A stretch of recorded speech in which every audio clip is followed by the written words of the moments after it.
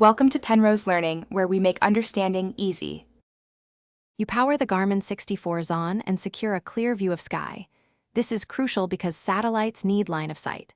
Once on, open setup and confirm time, map datum, and distance units so readings match your maps.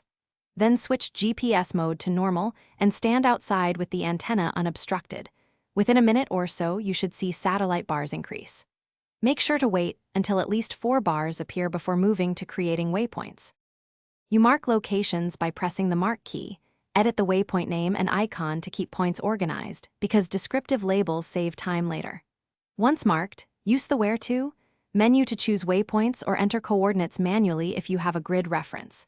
After selecting a target, press Go and watch the compass page for bearing and distance. Follow the pointer and check the track log to stay on course. If terrain forces detours, remark the new point and reroute. You should enable track log recording and periodically save tracks so you can retrace steps. This prevents data loss if the unit dies. Replace AA batteries before long trips and carry spares. Install them following the polarity marks. Incorrect insertion can damage contacts. If the unit becomes unresponsive, try a soft reset via the reset button first. If GPS won't acquire satellites, power cycle and move to an open area. As a final step, consult.